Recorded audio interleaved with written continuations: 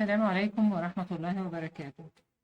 درسنا فيما سبق حروف اللغة العربية. من ضمن هذه الحروف حرف الألف بدون أي حركة يسمى ألف. ألف وما يعلوه همزة. إذا وضع فوقه هذه العلامة وهي الفتحة نفتح الفم ونقول آ. حرف الألف إذا وضع فوقه نضم الفم ونقول أو. حرف الألف إذا وضع تحته هذه العلامة الكسرة بتنقل الهمزة تحت الألف وننزل بالذقن لأسفل ونقول إي. ودرسنا أيضا حرف الياء بدون أي حركة ياء. بالفتح نفتح الفم ونقول ياء. بالضم نضم الشفاه يو. ياء بالكسر ننزل بالذقن لأسفل يي. وهذا حرف الألف بدون همزة، بدون هذه الهمزة يسمى ألف مد. لا يأتي هذا الحرف إلا إذا كان قبله الحرف الذي يسبقه عليه فتحة. سنأخذ مثال لهذه الحروف في كلمة إن شاء الله. كلمة حرف الكاف تسمى كاف بدون أي حركة كاف، ويكتب بهذه الطريقة في نهاية الكلمة، ويكتب بهذه الطريقة في بداية الكلمة أو وسطها. كاف. إذا وضع فوق الكاف فتحة نفتح ونقول الفم ونقول كا. إذا وضع بالضمة نضم الشفاه ونقول كو. إذا وضعت الكسرة تحت الحرف ننزل بالذقن الأسفل ونقول كي. نأتي لكلمة في سورة الفاتحة تبدأ بهذه الحروف إياء. الياء هنا فوقها شدة، وقد عرفنا إياء. الياء فوقها شدة، إذن الياء ستكون مضاعفة، ياء وياء. الشدة تجعل الحرف حرفان، تجعل الحرف حرفين، ياء وياء. الياء الأولى في المشدد تكون ساكنة عليها سكون، والياء الثانية متحركة حسب الحركة الموجودة مع الشدة. موجود مع الشدة فتحة نضع فتحة. ثم يأتي حرف الألف المد، الألف المد لأن ما قبله مفتوح. ثم يأتي حرف الكاف المفتوح. لكي ننطق هذه الكلمة نقطعها إلى مقاطع صوتية. نأخذ الحرف المتحرك إي مع الساكن إي. ونأخذ الحرف المتحرك الثاني الياء الثانية مع المد الألف يا مقطع، والكاف بمفردها إياك.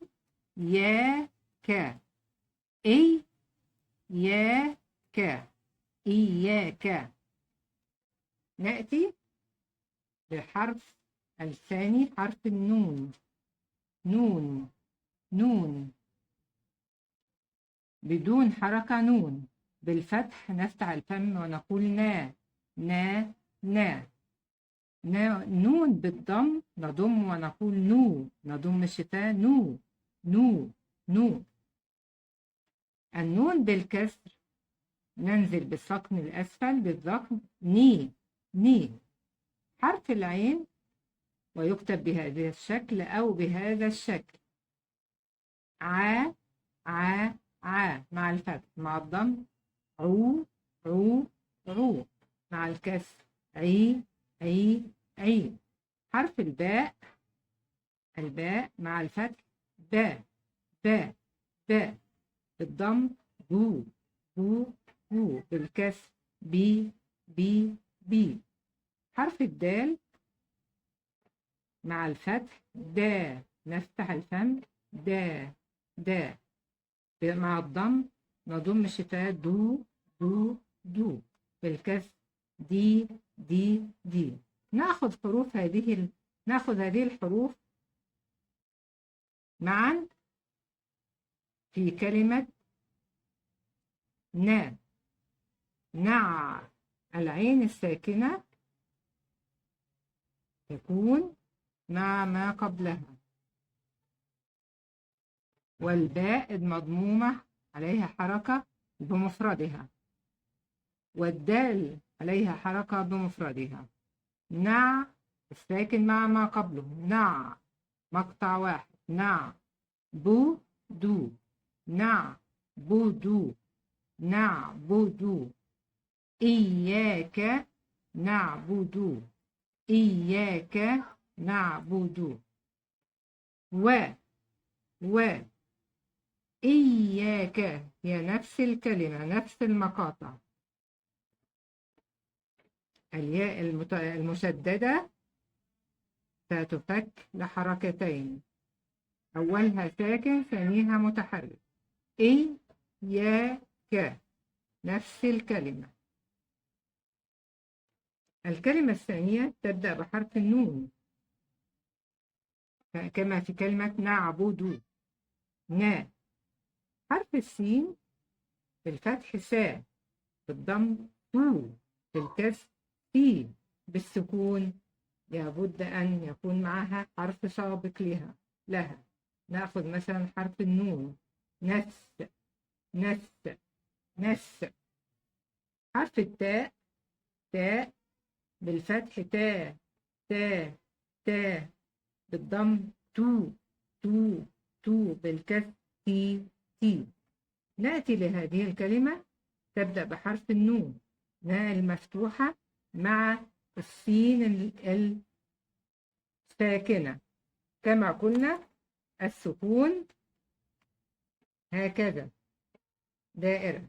في القرآن تكتب بهذا الشكل، في القرآن تكتب بهذا الشكل. إذا السين ساكنة تنطق مع ما قبلها مقطع، نس نس. تا تا متحركة بعدها متحرك لوحدها، حركة وراها حركة لوحدها. نس تا. عين، العين حرف العين عي عي، بعدها ياء. إذا جاء الياء، إذا كان قبل الياء كسر تكون ياء مد، تمد ما قبلها.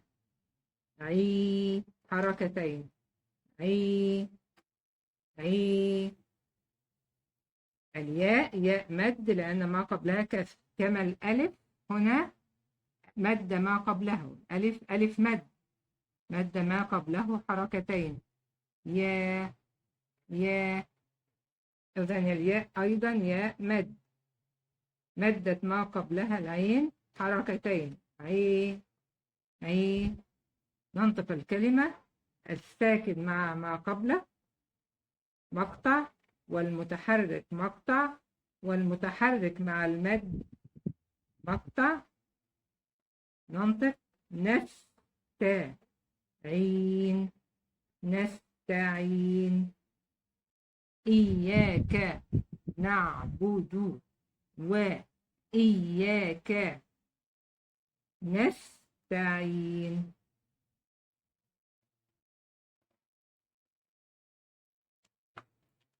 نأتي للحرف الألف. ممكن أن يبدأ في بداية الجملة بدون همز وينطق أيضا مفتوح أو إي. حرف هذا الحرف هو حرف الهاء. الفتح ها، نفتح الفم ها ها، نضم الفم هو، نكسر هي هي. الدال بالفتح دا، بالضم دو، بالكسر دي. حرف النون بالفتح نا، بالضم نو، بالكسر ني. ننطق هذه الكلمة إيه، والهاء ساكنة. الهاء الساكنة تنطق مع ما قبلها. قلنا السكون تكتب في المصحف هكذا بهذا الشكل. إيه، دي مقطع. نا، النون ممدودة بالألف مقطع. إيه دينا. نأتي للكلمة الثانية أسقي. حرف الألف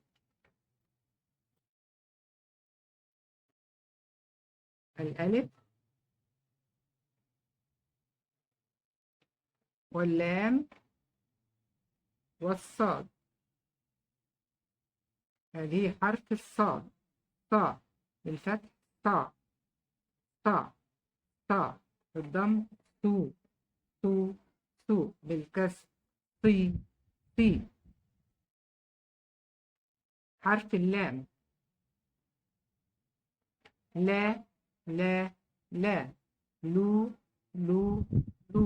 لي. نأخذ حرف الألف مع اللام مع الصاد المشددة. هذه الشدة تجعل الصاد اثنان، صاد وصاد، لأنها حرفان مضاعفة. الصاد الأولى في الشد تكون ساكنة. دائما الحرف المشدد أوله ساكن، الحرف المشدد أوله ساكن، والثاني متحرك حسب الحركة الموجودة مع الشدة. موجود مع الشدة كسر، إذن هيكون كسر. ونكمل باقي الكلمة. حرف الراء والألف المد والطاء.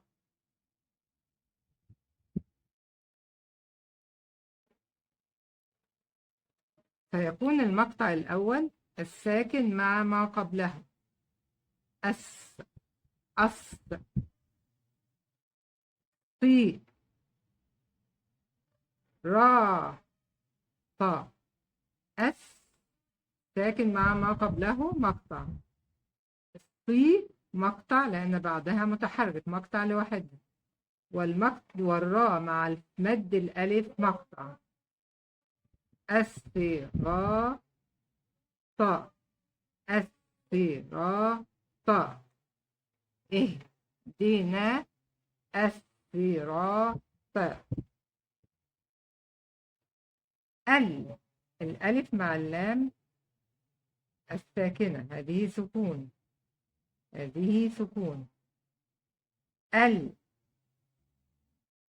الميم المضمومة والسين الساكنة مع الميم المضمومة مس، إن هذه ساكنة.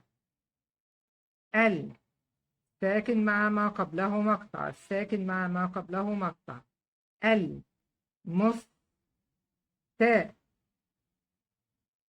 قي.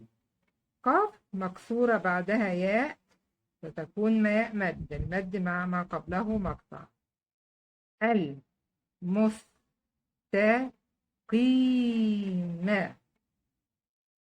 المستقيم. وهذه باقي آيات سورة الفتحة. إياك نعبد وإياك نستعين اهدنا الصراط المستقيم. صدق الله العظيم.